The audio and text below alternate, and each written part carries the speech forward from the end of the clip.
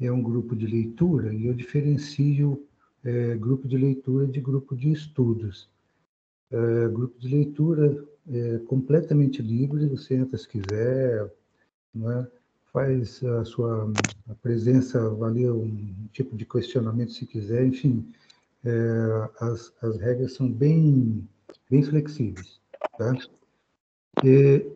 Por outro lado, o grupo de estudos já é um pouco mais controlado, né? É esperado de quem propõe o estudo que ele tenha alguma coisa a dizer dentro do texto. Não que na leitura eu não possa, se vocês sugerirem e me chamarem para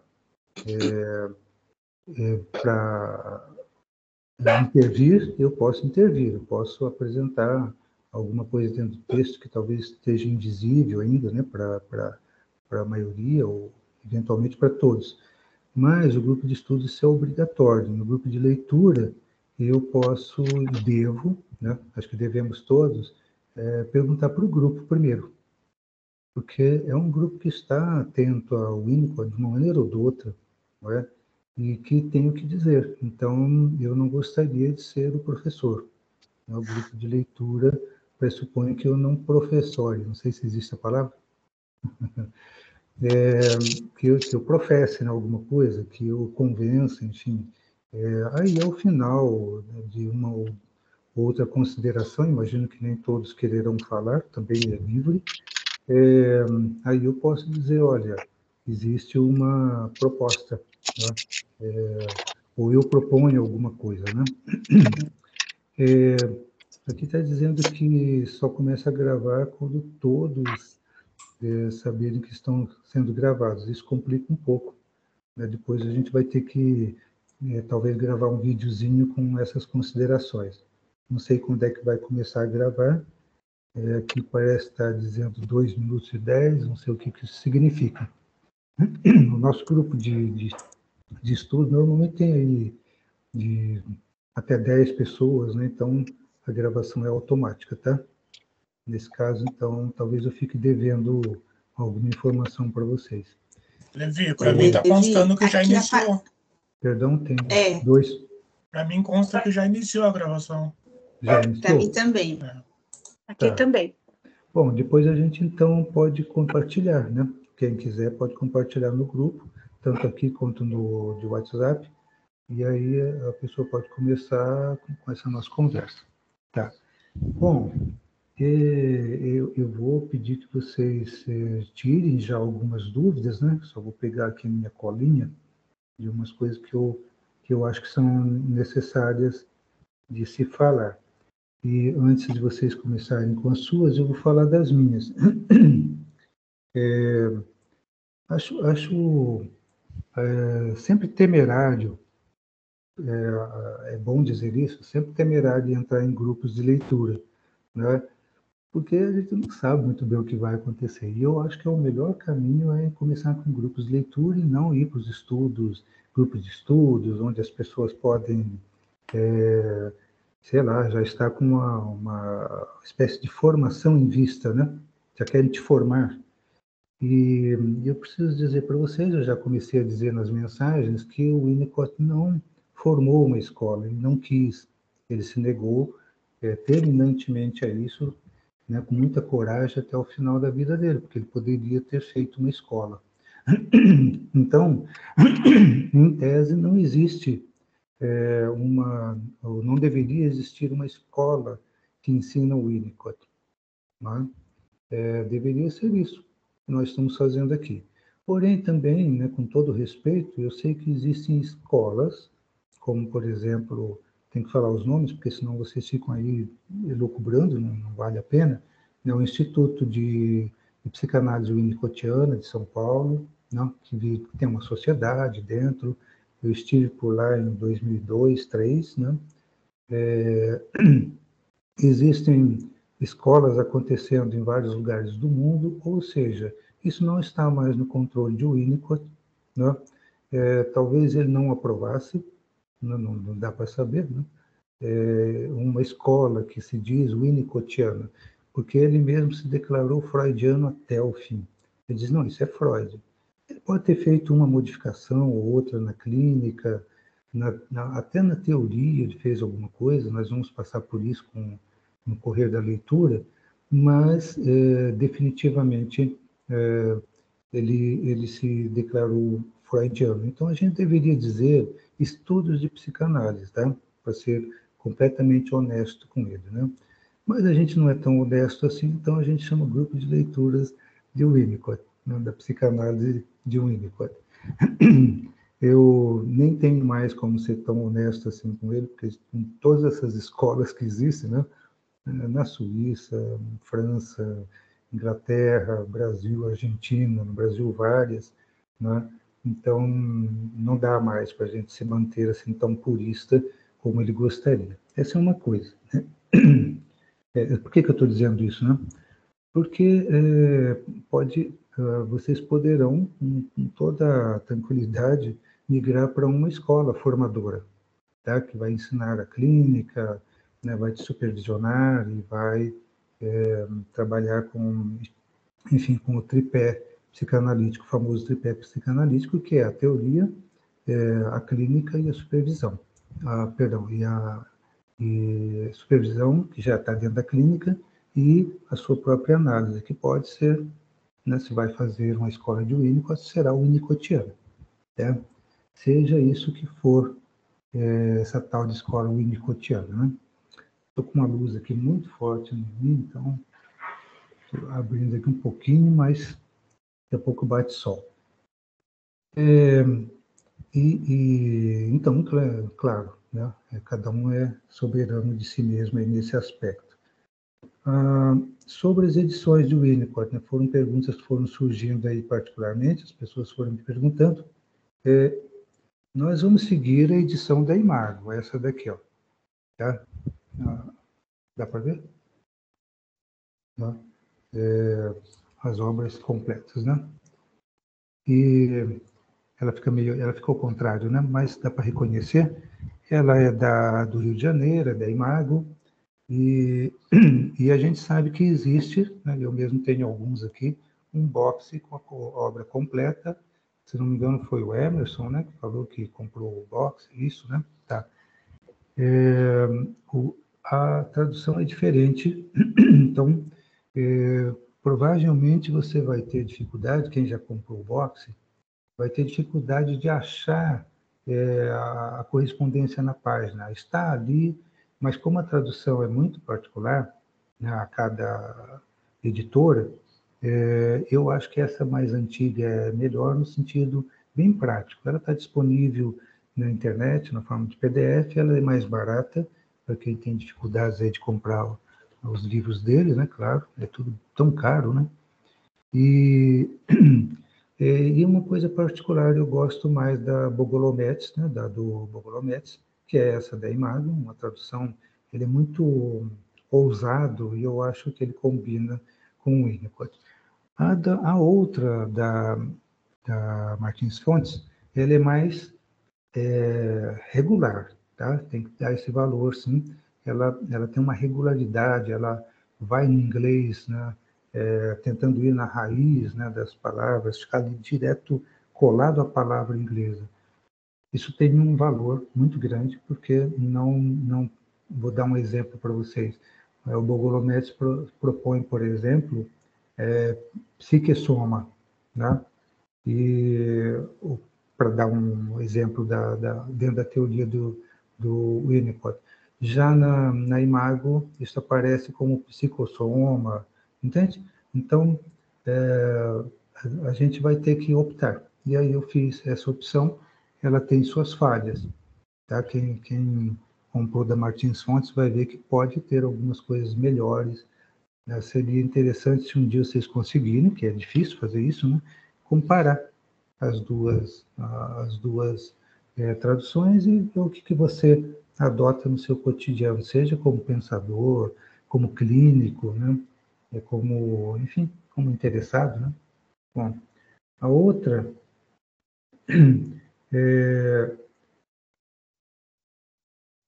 a gente sabe hoje que Freud, vamos dizer assim, Freud é aquela turminha inicial ali, Otto Rank, Adler e tudo mais, a gente chama de o começo de tudo, né? Freud como uma ponta lá, né?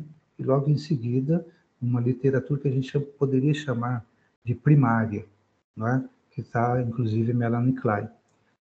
Logo em seguida vem os secundários, né? No qual estão Winnicott, Lacan, né? E outros, tá? O próprio Bion, enfim, tem vários. Essa turma a gente chama de literatura secundária. Eu chamo, tá? Não sei se isso é uma coisa que vocês vão encontrar em algum livro, mas é uma literatura secundária. Eles já são releitores de Freud, mas sempre ali, né? Lacan, por exemplo, afirmando: eu sou um freudiano, eu tenho... Esse aqui é voltar a Freud radicalmente. O Winnicott também, Bion também, tá? Reich, né? Depois a gente vai chegar lá no Reich, talvez um pouco mais ousado, mas ainda assim se dizendo sempre freudiano. Tá? Então, essas pessoas não negam, né, suas fontes, né? Nós tampouco. Eu não sei fazer outra coisa, né, com essas obras, a não ser admitir que eu estou falando de Freud sempre, mesmo que a gente esteja falando de outros autores. Depois temos uma literatura terciária. Eu, por uma questão de tempo e de profissão, né, estou nisso já desde os anos 79, fui lendo, né, os primários, obviamente Freud, está aqui atrás, inclusive, né, essa nova edição, li as outras edições, né, com traduções diferentes. Correr da Vida, né, no Correr da Vida surgiram as primeiras edições, foi em espanhol no Brasil, depois que a gente importava, né, aí depois vieram outras.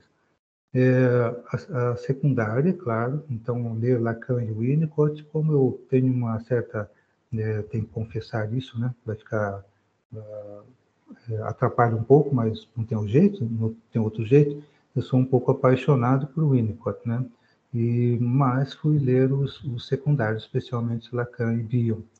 Eu tinha lido lá Reich no começo e Melanie Klein. Depois vem uma turma terciária aí, no qual está André Green, Joyce McDougall, Christopher Bollas e uma penca de gente maravilhosa que não vai dar para ler nunca essa turma, porque você tem que ler com consequência e demora bastante. Mas eu li pelo menos 6 ou 7 autores dessa turma terciária, que já é já é uma releitura da releitura ou uma reunião de leituras, enfim. E agora nós temos essa turma maravilhosa que eu chamo de quaternários, aí, onde estão leitores interessantes, né? Entre eles, talvez a ponta de todos esteja aí o Dunker, pelo menos pela fama, né? O Christian Dunker. Não sei se eu leio ele também, não dá para... Essa turma aí é tão grande que a gente não tem a menor pretensão de ler, né? Tem tantas outras coisas ainda, da terciária e da secundária, e até voltar a Freud, né? Tem grupo de estudo de Freud, então não vai dar para ler os quaternários, vamos dizer assim. Porém, é inevitável, né? Eu estive com o Dunker por vários anos na USP, naquele seminário que ele dá nas quintas, ao meio-dia, e, claro, né?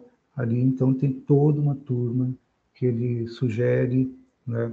E aí eu acho que o que eu faria se eu fosse, né, se eu fosse começar hoje? Eu começaria com os primários, com os secundários, com os terciários e depois, né, com a turma mais atual. Porque quando terminar essa leitura dos terciários, você já estaria passando por alguns anos e aí teríamos, né, uma nova geração, tá?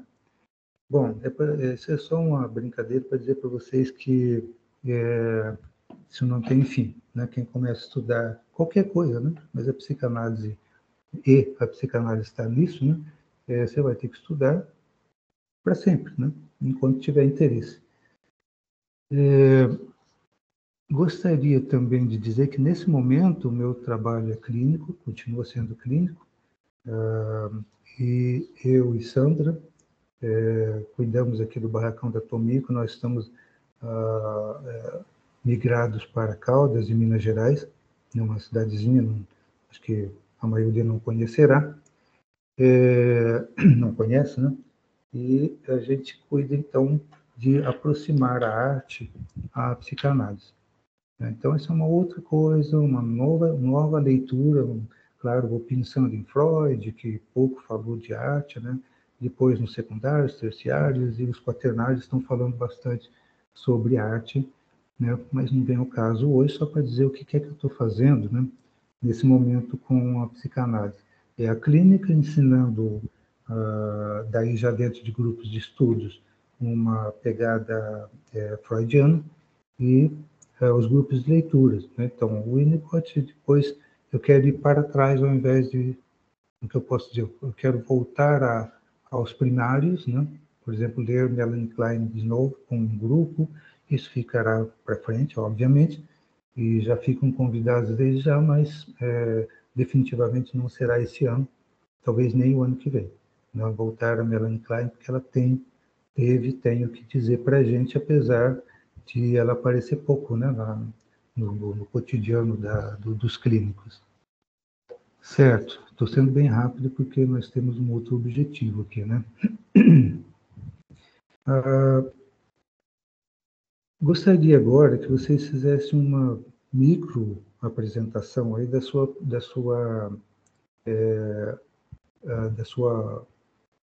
vamos dizer assim, seu contato com a psicanálise winnicottiana ou o pensamento winnicottiano. Quem quer começar?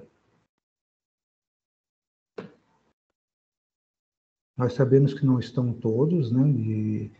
E depois as pessoas já fizeram alguma apresentação no WhatsApp, mas se vocês quiserem falar alguma coisa em específico, fique à vontade.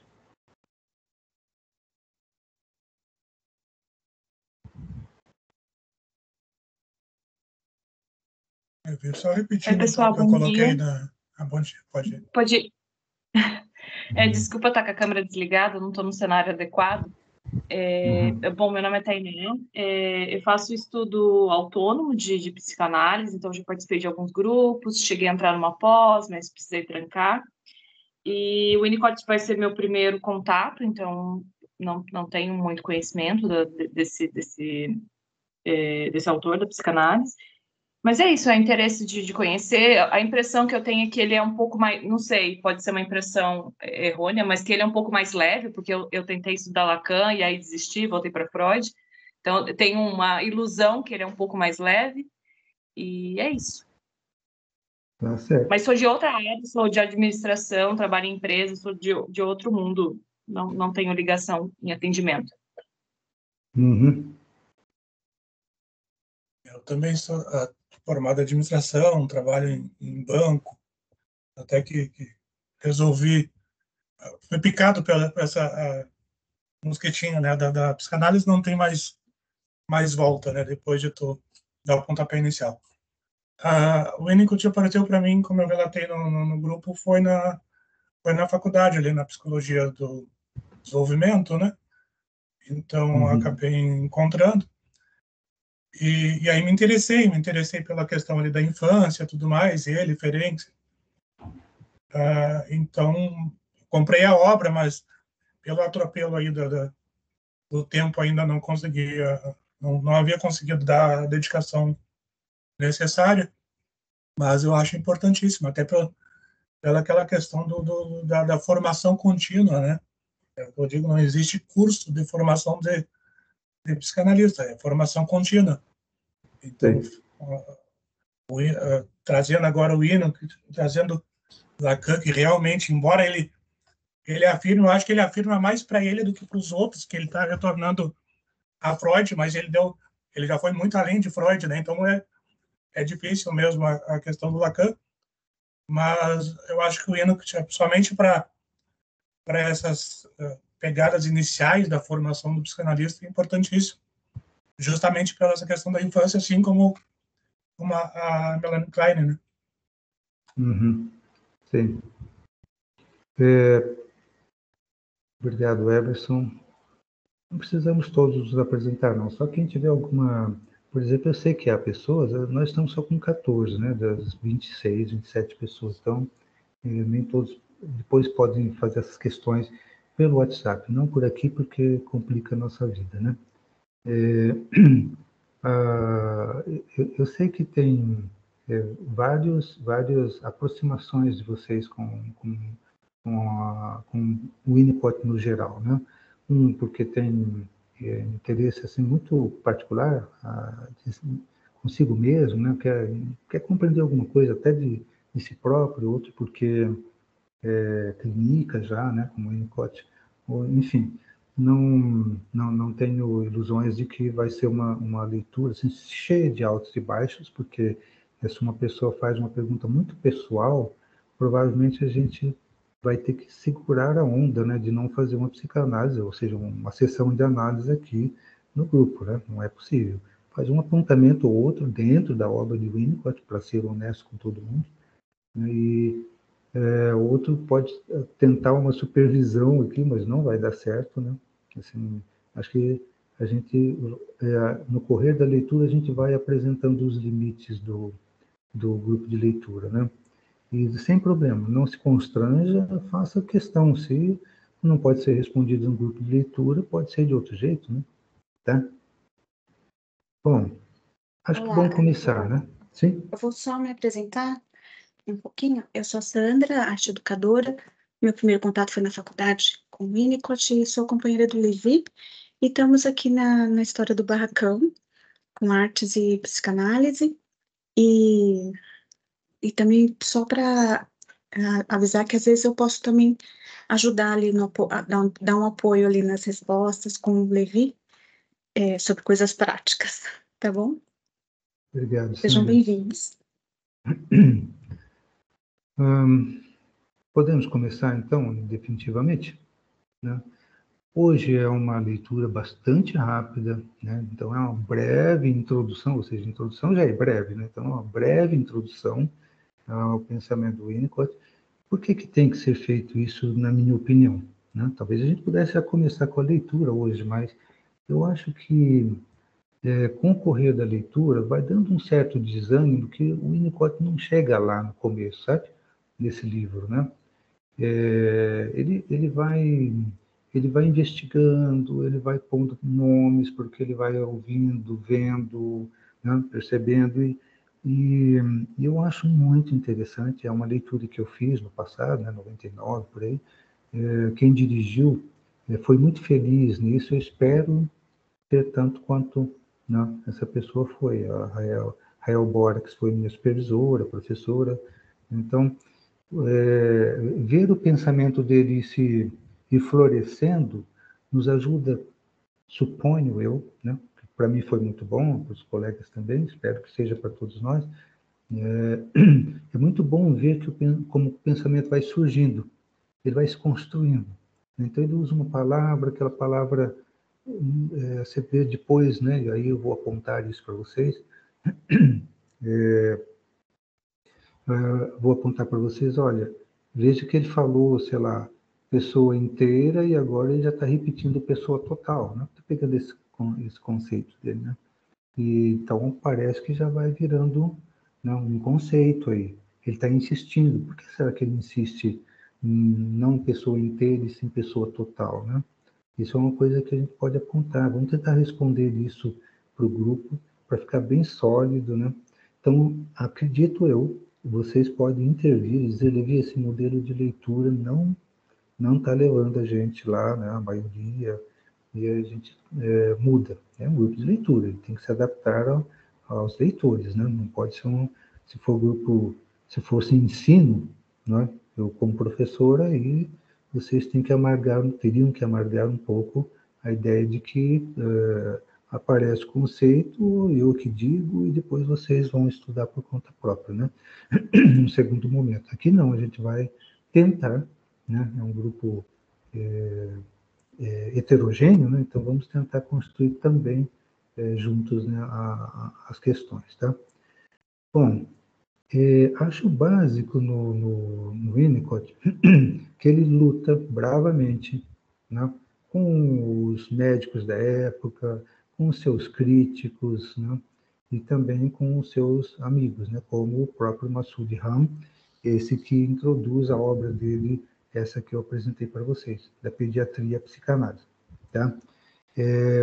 Ele luta bravamente por uma teoria que ele chama de teoria do amadurecimento, que foi traduzida em português como teoria do amadurecimento pessoal. Pode ser também, não muito exato, emocional. Né? Ou uma teoria da maturação humana.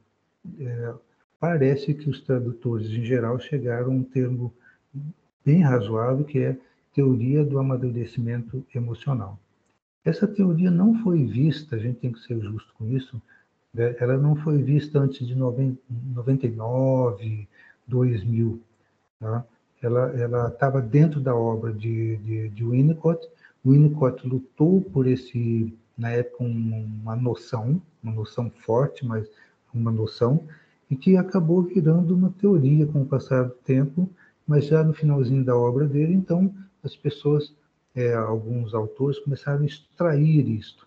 Tá? Então, nós estamos o tempo todo, quando vamos ou trabalhar com Winnicott no sentido clínico ou teórico, nós temos que ter como pano de fundo uma ideia dele de que o humano matura, o humano amadurece. Então, ele tem estágios de amadurecimento. Tá? Então, começa muito primitivo, o bebezinho ali primitivo, né? E vai estendendo a sua existência por meio de fases, e cada fase tem uma tarefa. Essas tarefas têm que ser constituídas, ele diz, conquistadas, né? No inglês, para português ficaria conquistadas. Ele precisa conquistar uma tarefa, né? Não é fazê-la, é conquistar a tarefa. A tarefa não é fazer alguma coisa, é tornar-se alguma coisa. Então, é conquistar, né? Esse novo estado, né? Para que ele possa passar por um segundo estado, um terceiro estado e assim por diante até o fim da vida. Isso, então, é a teoria do amadurecimento. Vai amadurecendo, amadurecendo, talvez esse amadurecimento nunca acabe, né? Porque até o texto está mais esquemático aí, que eu entreguei para vocês. Se depois se vocês quiserem fazer alguma pergunta específica, tudo bem. Mas eu vou ser mais, vou juntar mais tudo, né? Por exemplo, você tem que conquistar uma tarefa muito especial, né? Que alguns de nós estão mais próximos e outros menos, de saber morrer. Né? Então, essa é uma conquista. Conquistar esse estado esse estado que lhe permite estar vivo, não, para morrer. Porque algumas pessoas não estão vivas, né? Elas estão vivendo, elas estão sobrevivendo, né? Em pior estado ainda, sobrevivendo. Elas estão sendo arrastadas, né? E isto o Winnicott propõe como uma tarefa última, né? Então, veja, amadurecimento, né? Até o fim da vida, e você precisa conquistar uma espécie de direito, né? E também de saber se haver com isso, né? Enfim, né? Em resumo, morrer é uma conquista também para o Winnicott, né? Não sei se vocês, quem está mais letrado no Winnicott, já passaram por um poema dele, que eu não vou lembrar de cabeça, mas que ele diz que quando ele estiver morto, né? Ele fala de quando estiver morto, e ele diz em algum momento algo mais ou menos assim, que eu esteja vivo quando morrer, né? Ou seja, que esteja bem vivo, que esteja ali, né? É uma conquista. É uma conquista, né? Então vamos voltar às primeiras conquistas. É uma conquista, por exemplo, o bebê nascente, aquele bebê que está ali pouco depois do nascer, ele conquistar, ele permanecer, e isso virar uma conquista, numa solidão essencial, né? Que é o começo de tudo, vamos dizer assim. Você sai desse nada de ser, né? Ele até usou no começo esse nada de ser, mas depois ele muda para a solidão essencial. E aí, então, você sai da solidão essencial e vai para as outras conquistas, que é a conquista de eu sou, né? A conquista da adolescência, pré-adolescência, adolescência, idade adulta e assim por diante. Então, você sai da solidão essencial e chega ao nada para ele. Então, ao morrer, você volta a essa solidão essencial. Né? E é uma solidão que o bebê precisa de estar nela muito tempo no começo. Né? Ele não pode ser perturbado nesse momento, senão ele não conquista esse estado, né, para passar para o próximo, onde ele tem que estar fazendo elaborações imaginativas, né? Não são mentais, é muito importante, né? Mental é uma coisa posterior, então são elaborações imaginativas de tudo que vem do ambiente. E o ambiente para o Winnicott é a mãe, né? E não é só o corpo da mãe, é o clima que ela faz acontecer. Então, o bebê entra em contato com o tom da voz, né? E aí a mãe se espalha, vamos dizer assim. A mãe, então, pode estar no corpo do pai, a mãe pode estar num irmão, é a maternagem, né? É o maternar. E aí, então, isto em boas condições, né? Como ele diz claramente no texto dele, muitas e muitas vezes, né?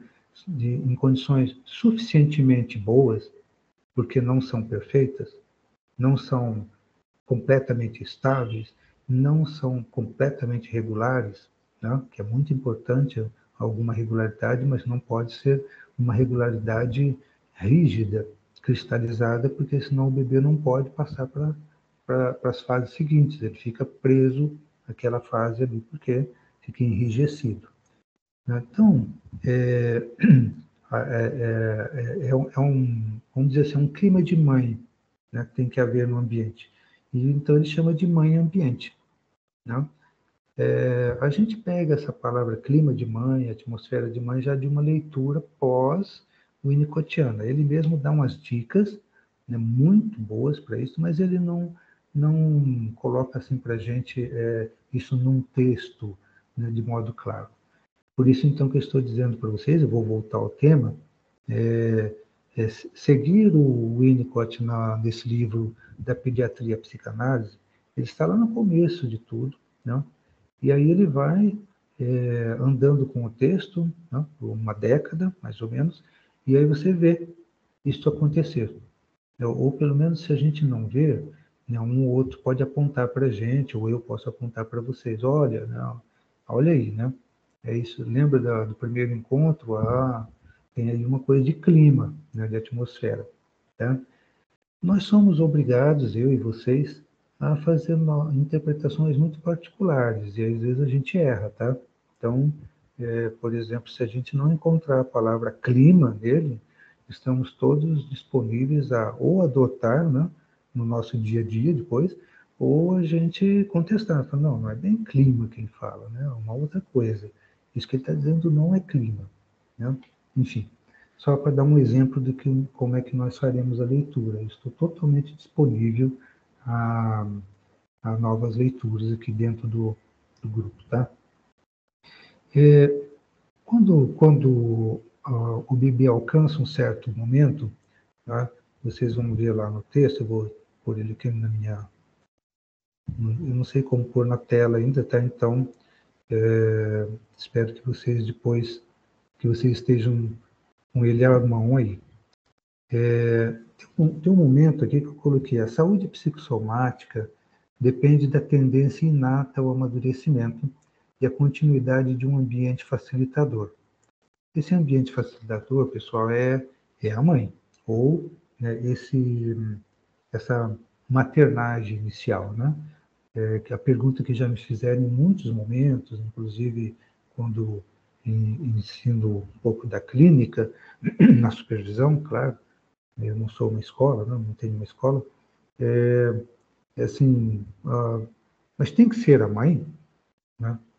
Não, esse é um conceito de Winnicott, né? Um homem pode fazer isso perfeitamente, né?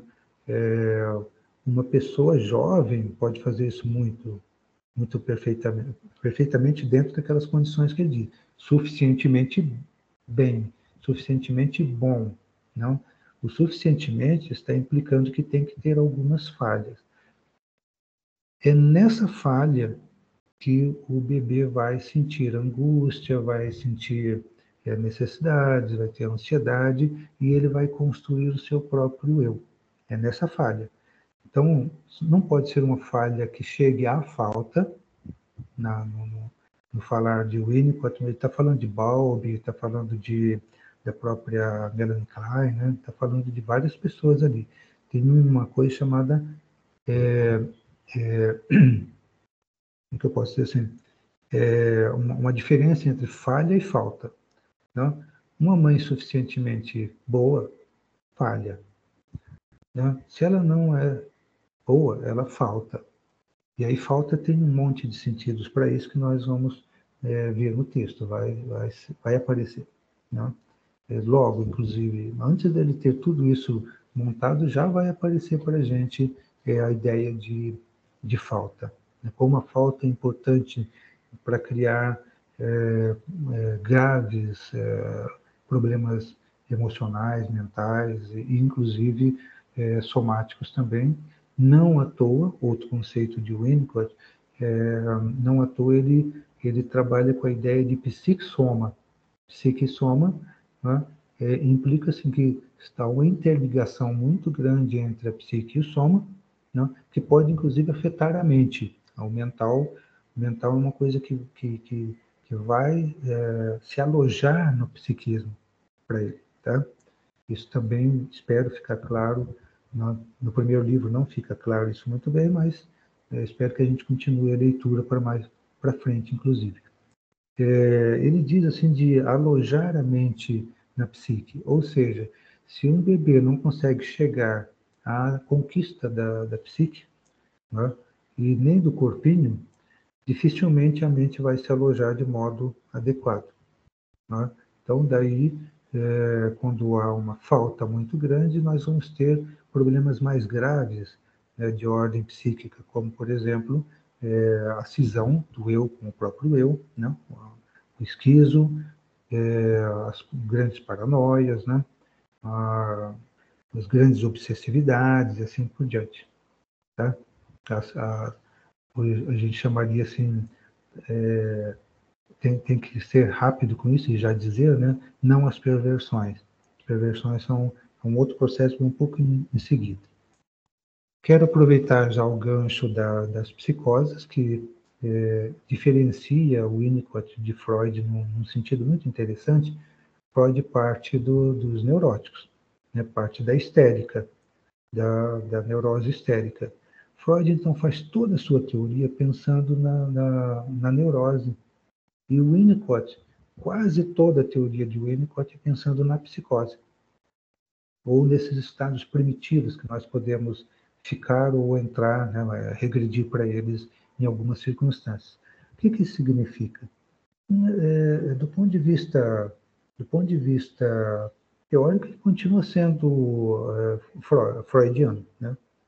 Porque Freud também vai falar de psicose, né? Mas o Winnicott diz, não, a gente tem que partir da psicose para falar de normalidade, né? Entre aspas, uma normalidade, e não da neurose, porque, em princípio, parece que todos nós somos neuróticos. Em graus maiores ou menores, todos nós somos. Né? E mais à frente, o Winnicott faz uma, não vou dizer uma correção, mas uma ampliação disso e diz, existe uma coisa chamada pessoa total para ele. Pessoa total é aquela que tem todos os elementos psíquicos à disposição para trabalhar com eles. Eles estão influenciando essa pessoa na totalidade. Então, tem traços de perversão, de psicose, de paranoia, de neuroses obsessivas e todas as outras. Né? De hipocondria, né? Ele dá atenção à hipocondria, especialmente no começo da obra dele. Então, nós temos que ter isso à disposição para que a gente possa ser pessoa total. Se um desses elementos toma conta do total da pessoa, a pessoa não é mais total. Ela já rompeu. Ela já agora olha para si com um estranhamento maior do que o neurótico comum já se estranha. O neurótico comum vive se estranhando. Preciso pôr botox aqui, preciso pôr, arrumar uma coisa ali, preciso fazer uma prótese aqui. Ou seja, a gente já se estranha, né? Nós, pessoas comuns, né? Vocês acham que eu sou comum? Não.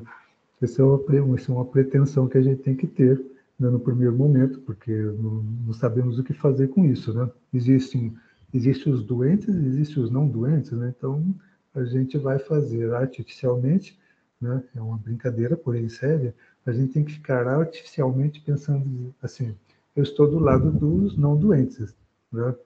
E vamos ver o que isso significa com a obra dele, tá? Pode não significar tanto quanto a gente gostaria. Essa pessoa total então tem disponível, né, esse monte de elementos. Né? Alguns estão muito inconscientes e outros estão um pouco mais conscientes. Né? Então a pessoa diz, eu sou um organizador nato, né? Então eu organizo tudo direitinho, mas não chega à obsessividade às vezes. Então a gente diria que está dentro desse, não é nem excessivamente obsessivo na organização, mas também não é alguém que é negligente, né, displicente com as coisas a organizar. E quando o Winnicott fala organizar, ele está falando internamente, tá? Assim, né? Você pode até organizar seus livros, suas canecas, suas coisas na casa, e isto vai ser um espelho daquilo que você está tentando fazer com você. Mas se isso ficar muito para fora, é sinal de que para dentro a coisa, né, está em perigo, nessa mínima, né, organização necessária. Né? Então, pessoa total para o Winnicott é um negócio meio grande, não é uma coisa assim que a gente possa dizer, essa pessoa é pessoa total. Né? O clínico, né, tem alguns clínicos aqui, o clínico vai ter que tentar pensar nisso, espero que a leitura ajude um pouco mais. Tá? Tem uma outra coisa, a partir de agora, se quiserem interromper, fique à vontade, tá? Eu já estou chegando num ponto que eu considero médio aqui da nossa conversa. Tem uma coisa que o Winnicott chama de estatuto unitário. Tá? Estatuto unitário. Não sei, às vezes em português digo unidade, biunidade, mas é tudo muito complicado. Estatuto unitário é um termo mais usado pelo Bogomolets, né? Eu gosto dele. É um momento em que chega logo, durante uma vida, por exemplo, para nós, né? Chegou logo, né? Significa aí 3 anos, 2 a 3 anos, a gente atinge um estatuto unitário. A gente sente que é uma unidade, é um eu sou, mas eu não sou isso, eu não sou aquilo. É muito importante que nós atinjamos para uma saúde geral medianamente boa, né, para seguir os termos do Winnicott, que eu tenha um senso de que eu sou, não exatamente que eu sou alguma coisa. E isso não é uma conquista tão simples. Tá? Uma boa parte de nós depois vai continuar buscando. Né? Ainda está dentro dessa normalidade do Winnicott, né? Dessa, sei lá, neurose, e continua sendo um buscador de si mesmo. É um sinal de que o eu sou ficou perturbado, ou um pouco perturbado. Não dá para a pessoa levar a vida, ela tem uma vida bem razoável, mas ela tem uma angústia ali de buscar o eu dela em algum lugar. Aí pode ser em inúmeros lugares, né? Lugares esotéricos, por exemplo, eu vou buscar nos escritos egípcios, né, algum tipo de origem do homem, depois eu vou percebendo que se trata de mim mesmo, né, essa perturbação, vou pôr em aspas também, ela é bem-vinda, porque ela é ótima para fazer, ela é criativa, né? Porém, ela pode eventualmente afundar o barco da pessoa, né? A pessoa, ela não atingiu a tarefa do eu sou, não é? E ela precisa continuar dizendo quem sou eu, né? Quem sou eu? O que é isso que eu sou, né? Mas é um dos menores problemas porque muitos de nós vai chegar a uma extrema criatividade exatamente por causa disso. Então, não chega a ser algo assim tão ameaçador, porém, né, o clínico precisa ficar atento a isso. Se a pessoa não está muito afundada nesta sensação esquisita de que ainda não é, só isso, ainda não é, ponto. Né? É tão complexo isso. Daí eu quero me dirigir ao Emerson, que por acaso está aqui na tela. Né? Parece que eu ouvi de você que ele parece um autor simples, né? Chega nessa hora aí, ele está conversando sem conhecer Heidegger, ele está conversando com Heidegger sem conversar. Ele Simples nunca quando a deu. gente vai comparar com Platão, por exemplo. Essa comparação que eu fiz, nenhum deles seria simples, né?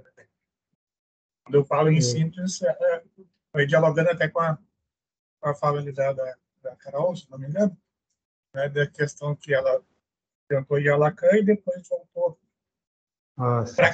Para quem estuda Freud, consegue ir até Winnicott, né? Diferente de Lacan. Aí já é um salto um pouquinho mais no escuro, né? Concordo plenamente, Emerson. Né? Eu leio Lacan mais diletantemente do que para tentar alguma coisa, porque me sinto aquém da tarefa, né? Tenho outras paixões e isso já me afasta um pouco. Mas eu gosto de Lacan, está aqui na minha estante boa parte da obra dele, já lida. Porém, de fato, ler Lacan é uma tarefa. Lacan tu aprende a gostar, né? Tu aprende a gostar meio na marra, assim, porque só se fala em Lacan. Brasil só se fala em Lacan. Então tu meio que aprende a gostar.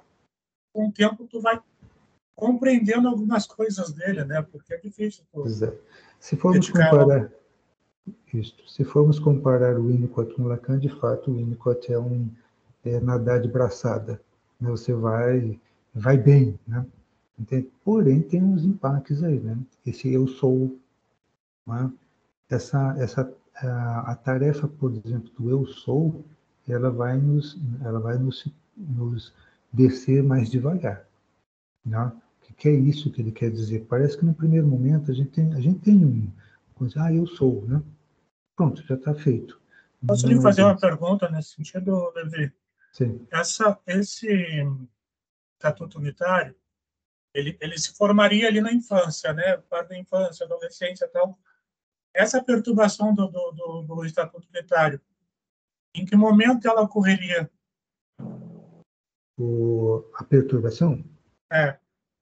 Então, você não deveria, né, passar aí de um ano e meio sem essa entrada no Estatuto Unitário, no eu sou. Né? Eu sou, complicado falar assim, mas deixa eu tentar me explicar. Eu sou o que sou. Né? Ele é um self. É um self. Mas eu não sei o que sou. Eu estou contente, né? Eu estou pleno na ideia de que eu sou. Né? Essa perturbação pode vir bem cedo, ela pode fazer uma pessoa super investigativa, o tempo todo ocupada com as coisas que acontecem no corpo, que acontecem na mente, né? Dá um mal-estar, né, que pode ir pela vida. Tá? É bem cedo a perturbação do eu sou. Né? Quer dizer, bem cedo, no correr da infância, ela é uma penúltima conquista. No correr daquele período, ela é uma penúltima conquista, porque depois tem o outro. Eu vou conquistar o outro. E isso não é uma coisa fácil. Ela seria ali naquele período da adolescência, por exemplo? Não. Vai aparecer depois como rebote no primeiro momento da adolescência. É um rebote. Já tem a perturbação, né? Ela meio que esquecida, né, entre aspas, e aí depois ela tem um rebote, e pode ter rebote de rebote, né? O Winnicott diz em algum momento da obra dele, ele diz assim que nós precisamos fazer essas conquistas em boas condições logo de cara. Se isso não for possível, a adolescência é um bom momento para essa conquista. Né? Então, é o rebote, né?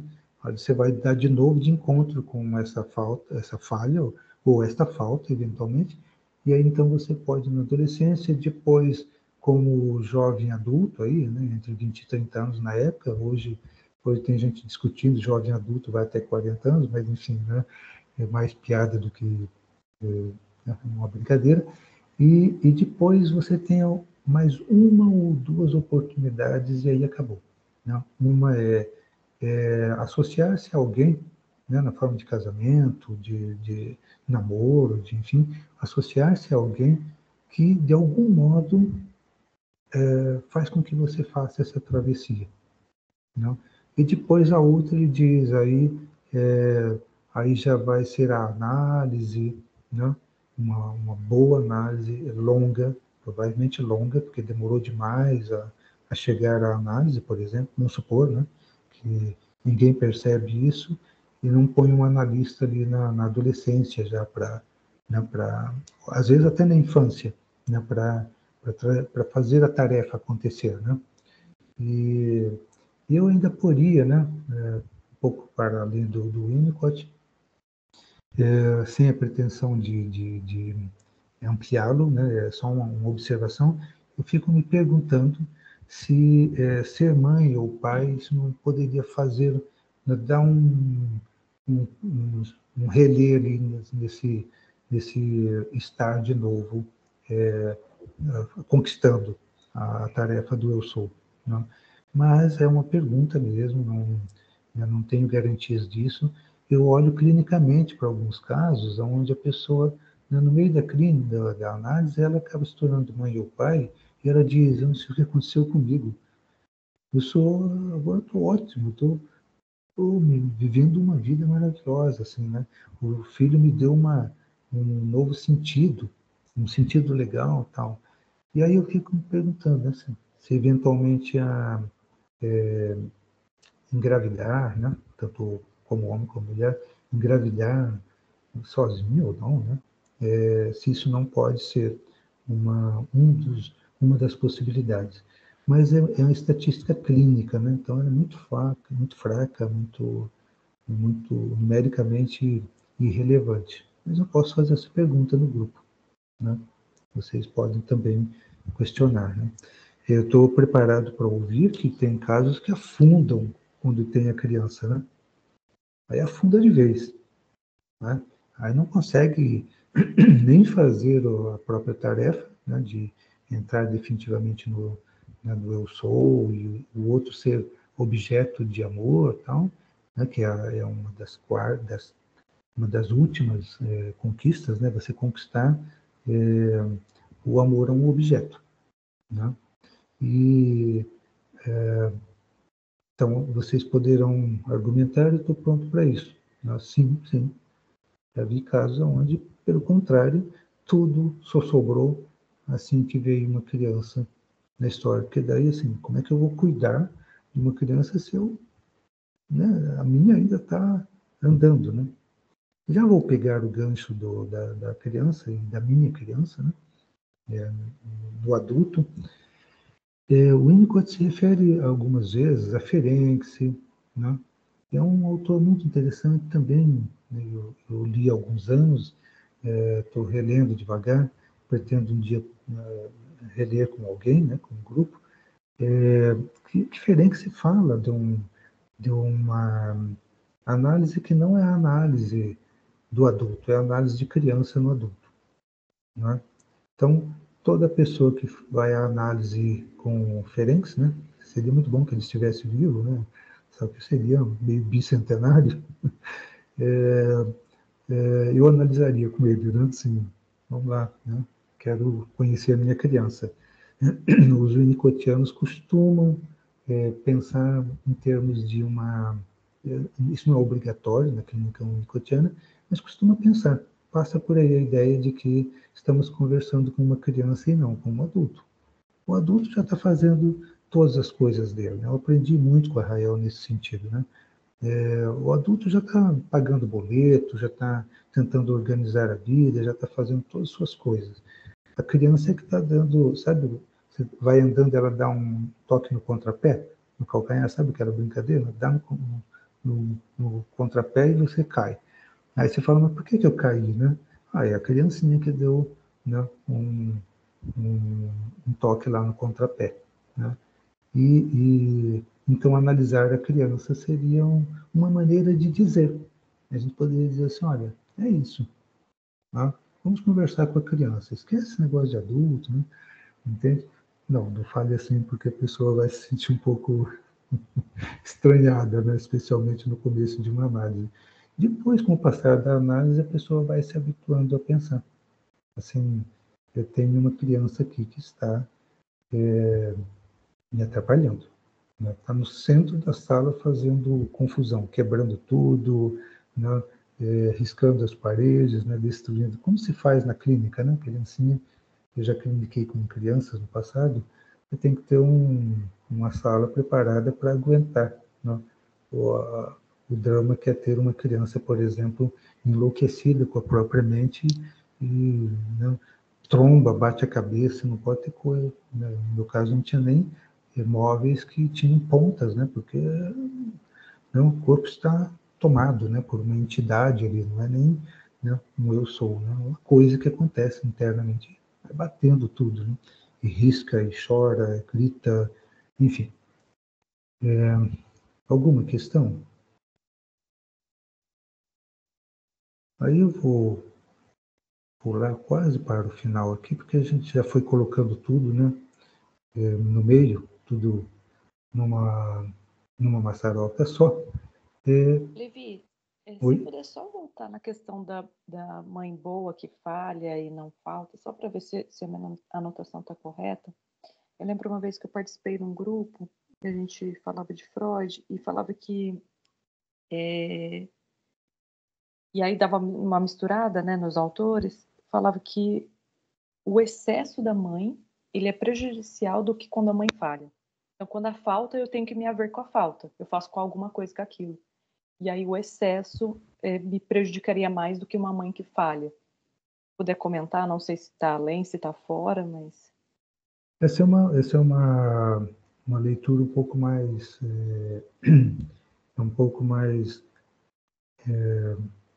que eu poderia dizer, o Winnicott faz uma autocrítica em algum momento, ele diz, estamos sendo ingleses demais, né? A escola inglesa demais. Mas sim, a gente poderia dizer hoje, com certa tranquilidade, que uma mãe com excessos é uma mãe que faltou. Né? O excesso, porque a gente tem um conceito da falta como sendo não tem alguma coisa. Né? Eu penso um pouco diferente, eu sigo essa indicação, é uma indicação muito fraca do Winnicott, mas eu sigo ela, né, de que o excesso é falta. Tá? Esse a mais aí, ele não precisava estar presente, ele pode ser computado como falta. É falta de... Lacan foi bom nisso, o Emerson deve ter lido, né? Lacan foi exato nisso, a falta da falta. Né? Só que, para Lacan, falta seria a falha. Tá? Eu corrigiria isso, não sem brigar com Lacan, que eu sou cachorro pequeno. Né? E assim, faltou a falha. Né? O que é a falha? A falha é aquele momento em que a mãe não dá conta, ela não sabe o que fazer, mas depois ela se recupera em seguida. A falha é aquela coisa assim da criança estar já com fome e a mãe muito exausta, não consegue cumprir com o horário, né? Então a criança fica mais tempo com seu sofrimento, usando os termos de Winnicott, eu vou tentar ficar sempre dentro do Winnicott, tá? Pensando pensamentos, né? Pensando pensamentos, mais tempo do que a criança deveria, mas ainda é suportável. Se for suportável, e aí a gente tem que contar com a criança também, né? É importante saber que o Winnicott dá para a criança eu poderia dizer assim, uma autoria de si, tá? Ele dá alguma autoria. Então, a criança depende do ambiente, mas, com o passar do tempo, ela vai se tornando uma autora também, né? Então, a criança vai, até um certo momento, que não dá para saber, depende de cada criança, a falha é útil. Se a gente pudesse dizer assim, é na falha que a criança constrói a sua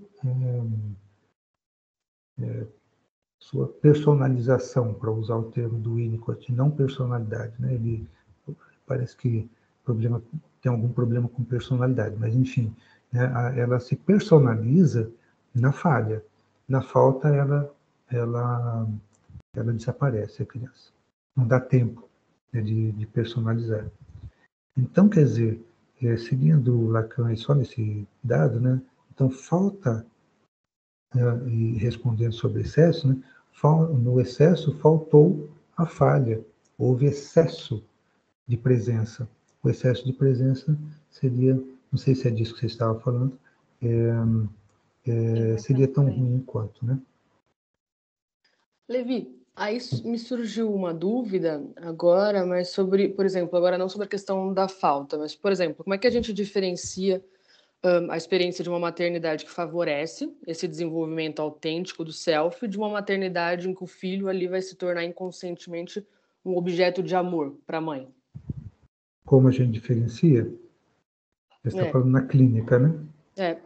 Porque, teoricamente, nós teríamos problemas, né? Precisaria de, pelo menos, aí, umas 2 horas para falarmos disso.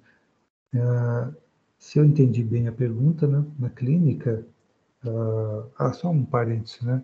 Quando estivermos na leitura, no dia 8 de fevereiro, aí vamos tentar responder no meu lugar, tá? Porque senão, né, hoje é só para saber, assim, que caminho que a gente vai estar fazendo, a gente vai trombar com várias coisas, né? E eu estou minimamente preparado, ou seja, não estou preparado, né, como vocês, talvez na fantasia, ou eu mesmo na fantasia gostaria, né? Para apontar uma coisa ou outra, mas o grupo vai apontar, tá? Mas hoje eu topo falar disso. Não sei se eu entendi bem a questão. Você quer repor?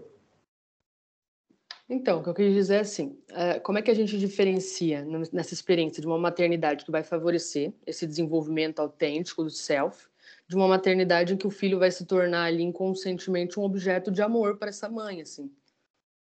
Porque a gente estava trazendo essa questão do self, né? Quando a mãe ali ela vai ser meio que suficientemente boa ou não. Mas e quando acontece isso, da mãe não ser... Ela se torna boa, mas ela vai nesse sentido de se tornar esse objeto, assim. Ela vai nesse sentido de inconscientemente o filho se tornando um objeto de amor para essa mãe. A criança se tornar objeto de amor? É isso? Isso. Deixa eu ver se eu estou entendendo, tá? Parece bem complexo isso. Levi, deixa eu só ver. Talvez ela esteja falando, inclusive, desse excesso, né? Porque, exato. E além do normal, do que deveria, porque o objeto de amor naturalmente tem que ser, mas de uma relação de excesso que a própria Carol falou mais cedo. Sim. Tem um momento em que o bebê, ajudado pela mãe, né, ajudado pela mãe ambiente, tá? Vai ser importante sempre ter isso, teoricamente, como pano de fundo, como sugere o próprio Winnicott. Ele diz, minha teoria está sempre aqui, pano de fundo. Eu faço tudo, né, com essa teoria lá flutuando, né? Então, só um momento, Vanusa. Então, há um momento em que o bebê tem uma tarefa muito importante, que é relacionar-se com objetos. Porque, veja, o bebê no começo não se relaciona com nada. Ele é ele não é nem autorreferente, para ter uma ideia, porque para ser autorreferente eu digo, eu estou me referindo a mim. Não há eu no sentido assim de... deixa eu ser, aí eu vou ser um pouco filosófico, né? Vamos ver a consequência disso. Né? Ele é um ser, ele não é uma pessoa. Ele é um ser, ele não existe. Para existir, você tem que ter relação de objeto. Você tem que começar as primeiras relações com o outro. Né? Então, a mãe pode fazer, deixa eu ver se eu entendi a sua questão. A mãe pode fazer, nesse despertar da criança, nessas conquistas, a mãe pode fazer tudo pela criança. Com isso, ela se torna um objeto terrorífico, né, de que a criança não vai ter espaço para ter um outro. Ela vai ela vai ser o outro. E aí, isto vai tirar a oportunidade dessa pessoa, um dia uma pessoa, de fazer relações de objetos. Então, é uma presença massiva da mãe. Né? A criança virou o objeto dela. Por isso, o Winnicott sugere, é uma sugestão fantástica dele, que uma mãe suficientemente boa é uma mãe adaptada ao bebê. Ou seja, ela não faz com que o bebê faça aquilo que que ela acha adequado. Ela vai tentar encontrar um bebê, né, que ela vai encontrar nela um estado de deixar o bebê vir e convocá-lo. Ela também convoca ele, mas vai convocá-lo não à força, não há força. Ela vai trazê-lo para o mundo. Né? Ela vai evocá-lo para a realidade, segundo Winnicott. Né? A palavra realidade é bastante discutível, mas na leitura a gente vai chegar a alguma coisa um pouco melhor. Dele mesmo. Tá? E aí, se a mãe se torna objeto do bebê antes que o bebê possa ter um objeto, né, um objeto, que depois ele vai conseguir ser objeto também, vai dar um problema gigantesco. Ele não consegue ser objeto, ele não consegue ser usado, né, porque para o Winnicott é muito importante o bebê um dia vir, né, como uma criança, a se deixar usar, ser objeto de prazer da mãe, né? Se deixar usar, assim como a mãe tem que se deixar usar. Ou seja, para o Winnicott, o uso do objeto, né, que é um conceito dele, né, vai ser um conceito difícil esse. Até hoje estou embaraçado com ele. O uso de objeto é uma conquista extraordinária. Não pode ser abuso, né? Não é abuso de objeto. Não pode ser angustiante demais, alguma angústia sempre vai acontecer, né, no uso do objeto, e se deixar usar como objeto também. Né? E aí estou falando de se deixar usar para qualquer coisa. Né? Talvez o lugar onde a gente, ao ser usado, nos deixa mais angustiados, mais embaraçados com o nosso próprio eu, é na relação sexual. Né? A gente pode se debater com dificuldades enormes com a ideia de essa pessoa só aparece quando ela quer me usar sexualmente. Entende? E por quê? Porque talvez ela não possa ser usada de verdade. Ela ainda não chegou nesse ponto. Ela sempre vai se debater com a ideia de que está sendo usada no sentido de abuso. Né? E o Winnicott diz, ele propõe que saber usar e se deixar usar é fundamental, né, para que a gente leve uma vida com alguma qualidade. Não sei se foi longo demais, se explica. Explicou sim, Levi. Era nesse sentido Sim. mesmo. Muito obrigada. Tá bom. Quando a gente vai responder alguma coisa, né, vocês devem ter passado por isso, a gente nunca tem certeza, né, de que chegou lá. Tá? Esse excesso ele não pode se manifestar também, se você for considerar aquelas fases da criança, em algum momento vai ter que ter essa separação, onde fala lá do filho com a mãe, né? E a relação com o pai e tudo mais. Se a mãe não permitir essa separação, isso não pode se caracterizar. Aí sim o excesso que a Carol comentou, porque aí ela não deixou ocorrer aquela separação que vai ser importante para o self da criança, para a formação individual da criança. Porque a separação, por mais terrível que seja, né, é traumático e tal, ela precisa ocorrer, né? Ela precisa ter a figura do pai, não é o pai, mas a figura do pai, a figura, né? E se a mãe não permite que isso ocorra, né, protege o filho de forma que essa figura não separe ela do filho, aí não se caracteriza o excesso de fato que a colega comentou? Sim, sim. E aí houve falta de maternagem, né? Esse excesso como falta, né?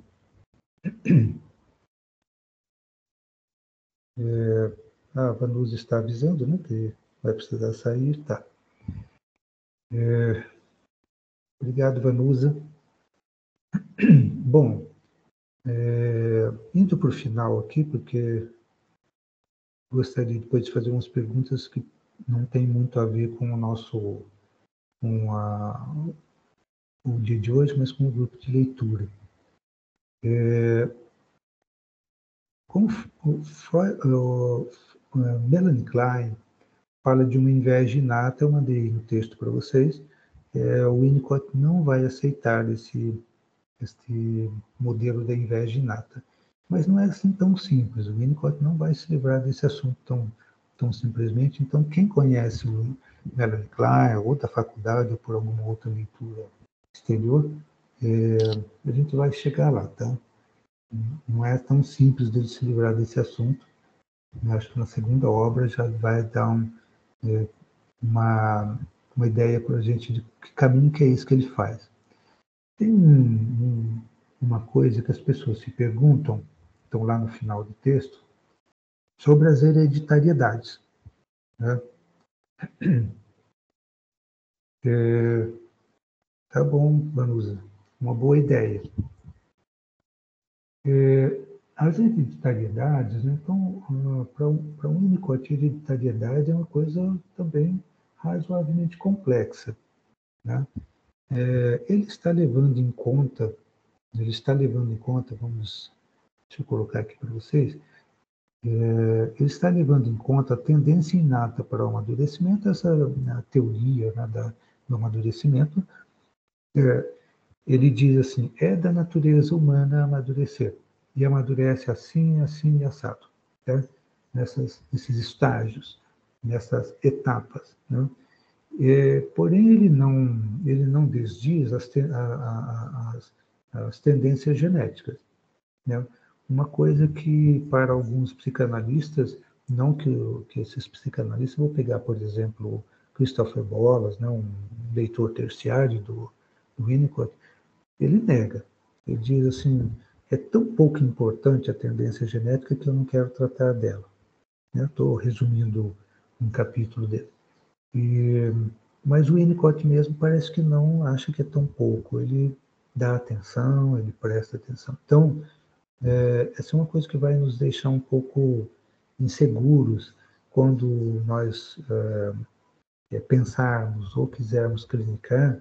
A gente vai ficar um pouco inseguro, assim, a pessoa está vindo com alguma coisa aí da família, é genético, ou ela está vindo com alguma coisa do ambiente e das heranças psíquicas, né, heranças psicológicas, chamadas heranças transgeracionais. Eu não me lembro qual autor da psicanálise que chamou de herança transgeracional. Talvez até o próprio Winnicott, ou ele pensou algo que levou a isso. O que isso quer dizer, né? Que para o Winnicott, as tendências inatas precisam de um ambiente facilitador. Então, as inatas, então, são genéticas um pouco, e são também da natureza do humano, vamos dizer assim, que ele vai um dia chegar a eu sou e vai fazer uso de objeto em seguida e vai chegar ao Édipo e a condição fálica e a vida segue, né? Com problemas, vou voltar lá à questão inicial, com boletos para pagar, né? Com tudo quanto é coisa para fazer, né? E a vida segue. A pessoa não tem nenhuma... ela está vivendo uma vida com significado, né?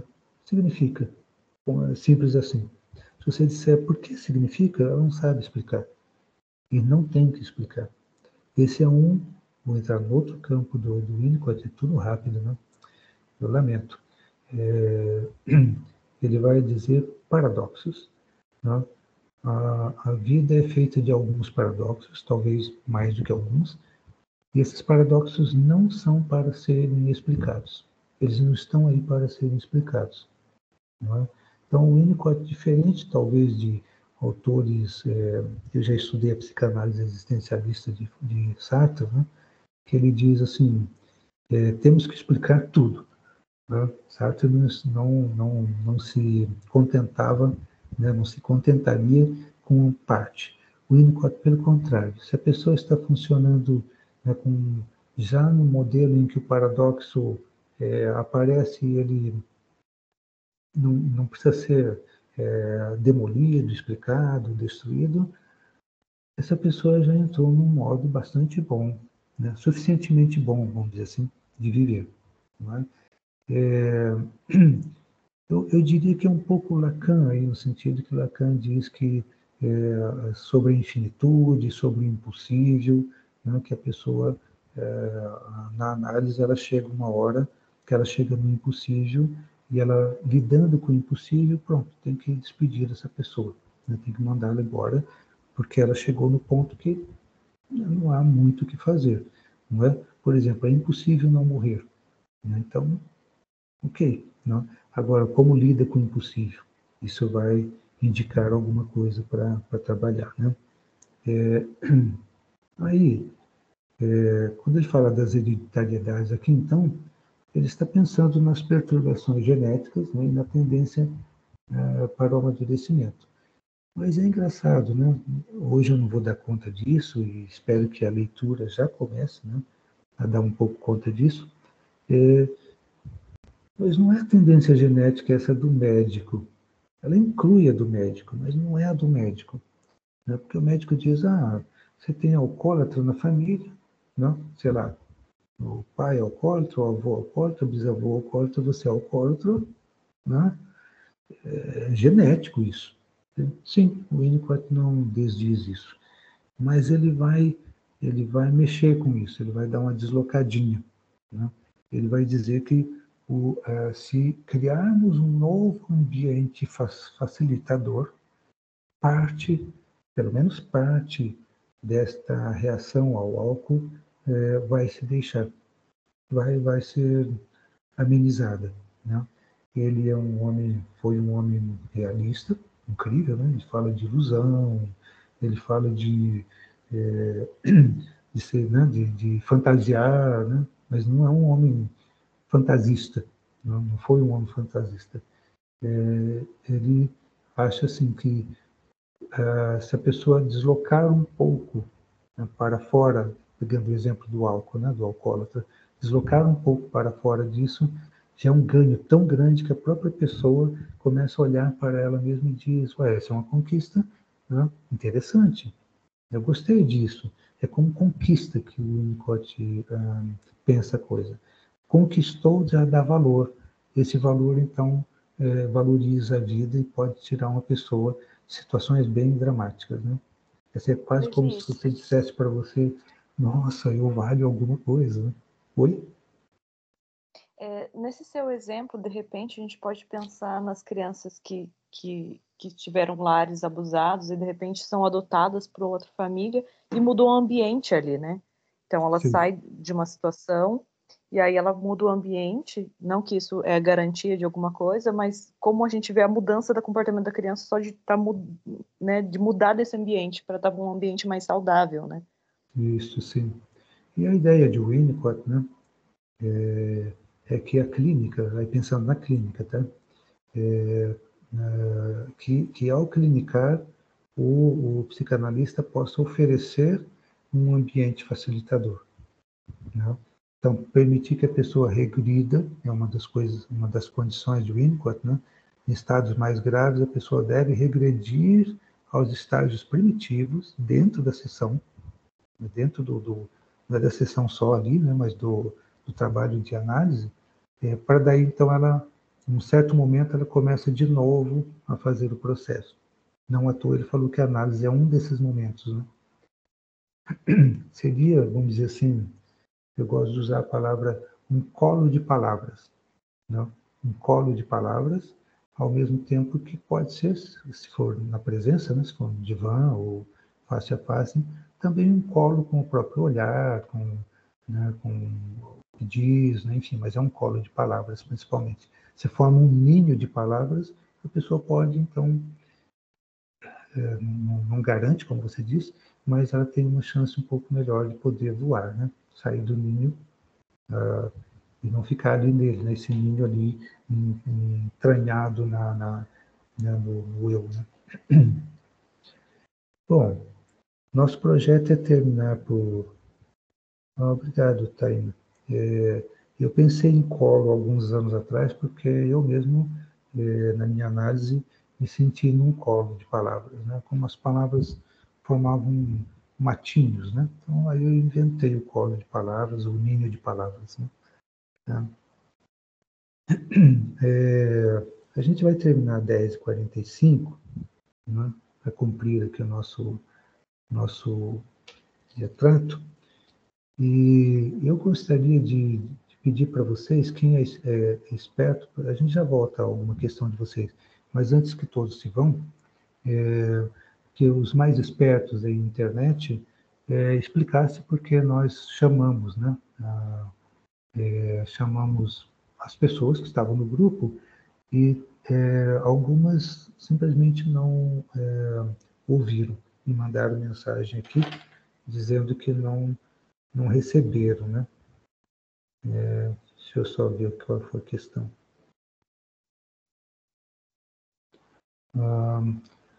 Parece que a Carol está presente, né, Carol? Isso, fui eu não estava conseguindo conectar, mas depois eu já resolvi. Entendi. Bom, é claro que o grupo nunca vai estar presente na totalidade, eu sei disso, né? Toda hora a gente inventa alguma coisa ou coisas acontecem, então está tranquilo. Mas eu não queria que a pessoa não participasse porque foi impedida por nós aqui, por alguma coisa que eu não sei fazer, né? Tá? Se vocês puderem ajudar. Alguma questão? Lembrando vocês, né, que no grupo de estudos só vai haver questão o tempo todo, né? Então, mas de hoje, assim, né, se a gente puder ajudar. A ideia era dar um panorama geral, assim, não vou dizer, né, que seria pretensão demais, de a gente dizer assim, aonde o Winnicott chegou e agora então nós vamos ver o desenrolar da coisa, né?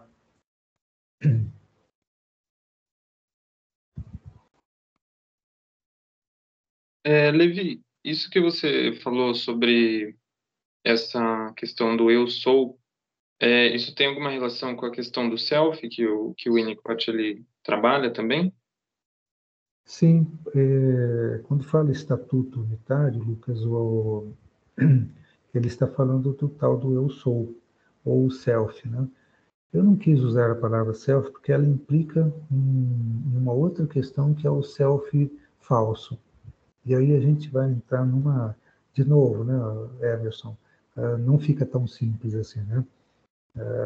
O que é um falso self? Para dizer assim, antes ainda, o que é self, né? Para o Winnicott, não é o mesmo self do Jung, tá? Só queria fazer um parênteses, Lucas, só para dizer assim, para vocês confiarem um pouquinho, né? Não dá para confiar nunca muito no colega que veio antes, né? Só porque eu cheguei antes no Winnicott que você, né? Não dá para confiar plenamente. Depois vai dar uma olhada nisso. Eu li Freud primeiro pela leitura do Reich, em 79. Não? 82 para 83, comecei a ler Freud por meio do Jung. Né? Sabe, tentando evitar o Freud? Não, Freud diretamente não. Então, né, eu me envolvi com as terapias corporais, me envolvi com as terapias das couraças. Né? Na época não havia, hoje está bem mais teorizado, né? A teoria de Reich, né? E também na clínica de Reich está um pouco diferente, mas eu fiz a clínica reichiana clássica. Né? E para isso tinha que ler Freud, mas assim, né? O que Reich diz de Freud.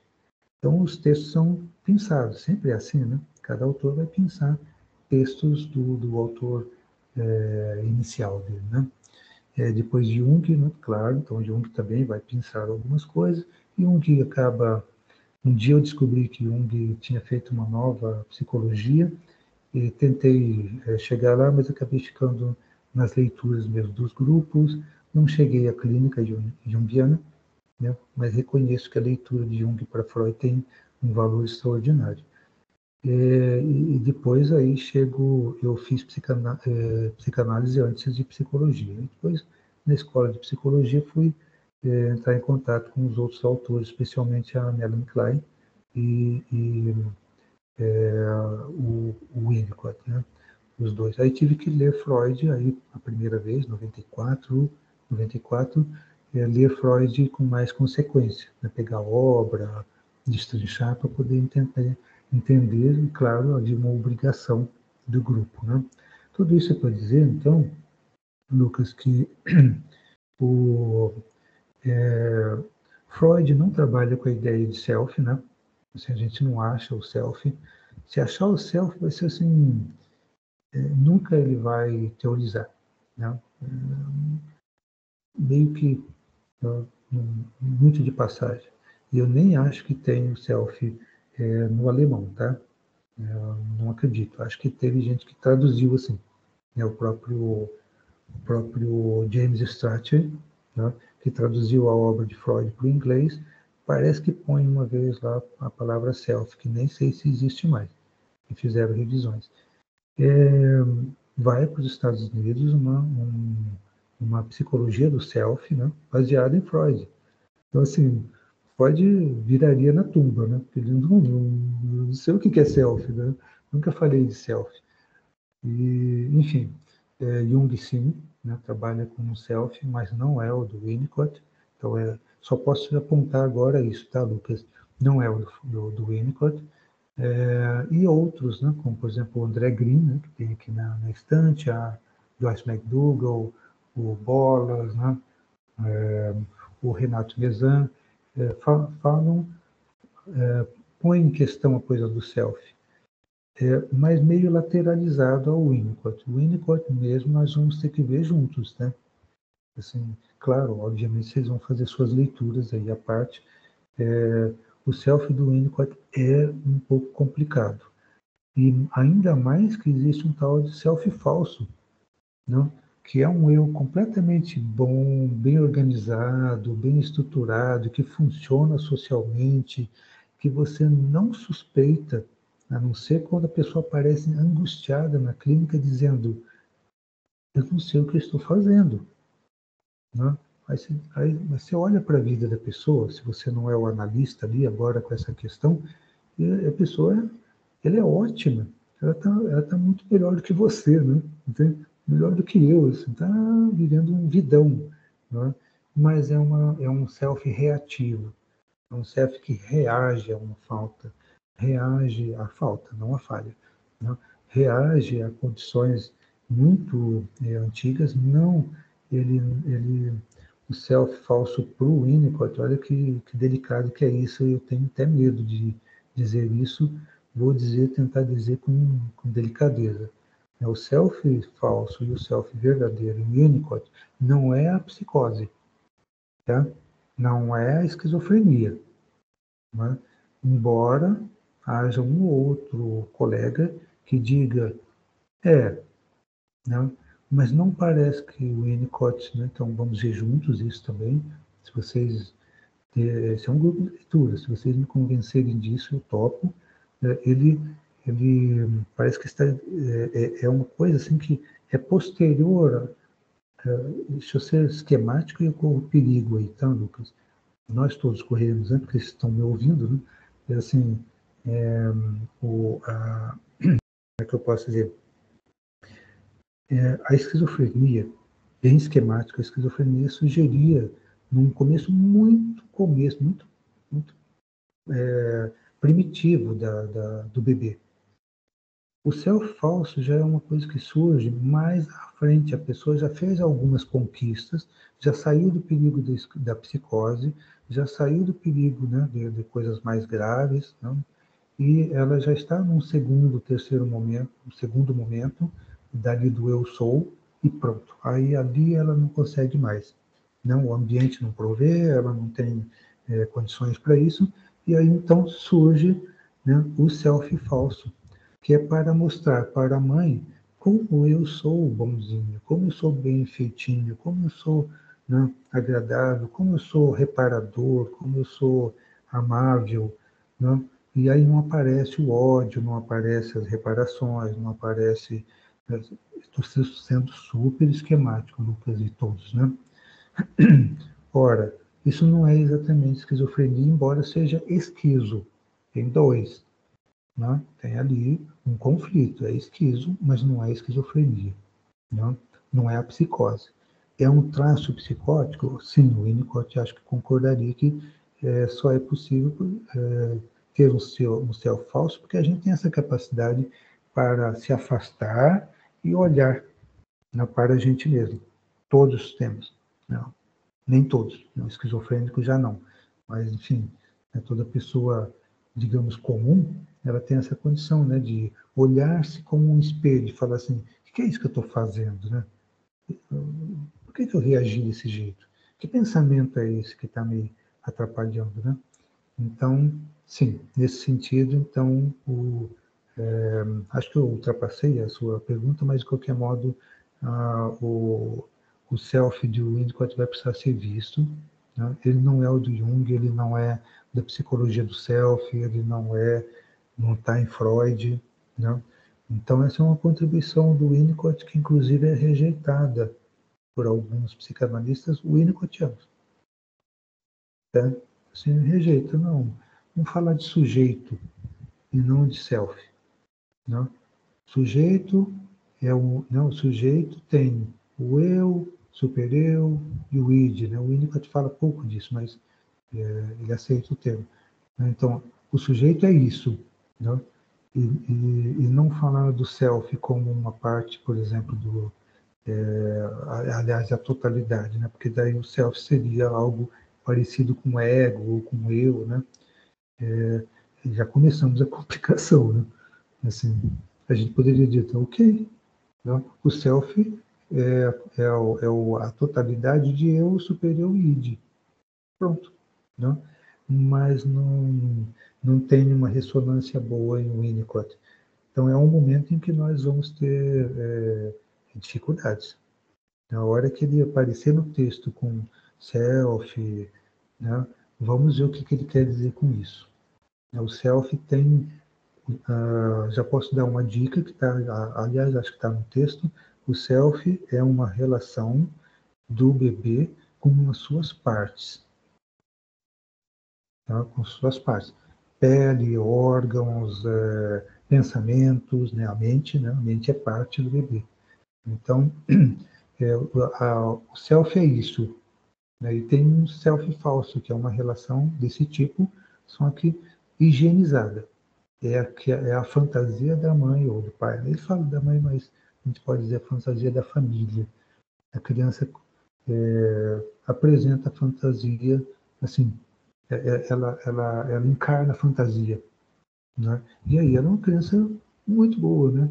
Todo mundo quer ter um filho assim, uma filha assim, né? Que tudo funciona, né? A pessoinha não causa problema, né? Em princípio parece que causar um problema, Lucas, algum problema, né? Não todos, algum problema é ótimo. Né? A criancinha não se adapta, opa, né? ela já fez a adaptação o suficiente, agora melhor ela não ficar colaborando com os pais totalmente, senão ela pode, a gente fica suspeitando de um false self, né?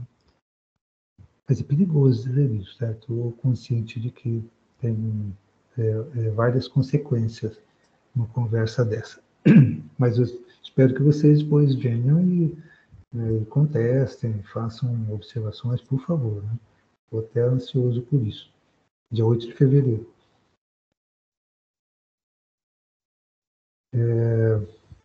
Quer dizer alguma coisa, Sandra? Estou esquecendo de algo?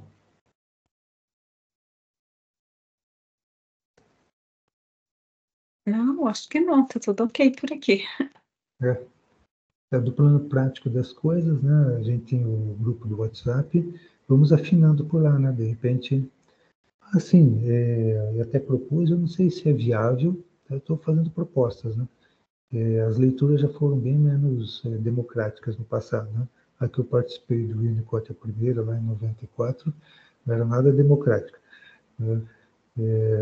O professor falava a maior parte do tempo, e era professor mesmo, né? A professora. Então, eu acho que vale a pena tentarmos um modelinho onde, né, a gente abandona aqui o Skype, vai para o WhatsApp e lá coloque questões. Dedica lá a digitar alguma coisa e diz, eu não entendi, eu não estou concordando, ou parece que eu não li isso no Winnicott, né? Porque eu sei que tem pessoas que já leram o Winnicott aqui com boas consequências, então estou disposto a ver isso juntos, tá? Bom, vamos encerrar. No dia 8 eu vou sair dessa posição que eu estou agora, né? De falar e falar e pouco tem de retorno. Eu agradeço muito quem fez as questões. Aliás, foram questões assim que talvez eu tenha que pensar um pouco, né? E eu gosto disso. Eu gosto de passar certo apuro aí, com pensamento, né? Especialmente com psicanálise. Então, acho que vocês poderiam pôr, né? Não é obrigatório pôr, eu quero ressaltar isso, né? Nada é obrigatório nesse grupo, não é? Mas se puserem, vai ser muito legal, né? Para todos, e a gente pode fazer, fiquei pensando agora, nesse minuto, talvez no dia 8, o primeiro momento do nosso dia, né, de sábado, a gente então tentar falar disso, né, todos nós. Essa questão, fiquei pensando nisso, tá? E depois a gente começa a leitura. O que vocês acham? Uns 20 minutos para isso, 15, né? Se não houver nada, a gente começa a leitura imediatamente. Aceito sugestões de remodelação do uso né, da palavra. Se vocês sentirem que esse modelo é tão democrático que ele fica meio empacado, né? Assim, o texto não adianta, né? Não se caminha no texto. Vocês preferem um outro tipo de coisa? Ok, a gente faz. Tá? Vão fazendo sugestões. A Luísa levantou a mão. Pode falar, Luísa.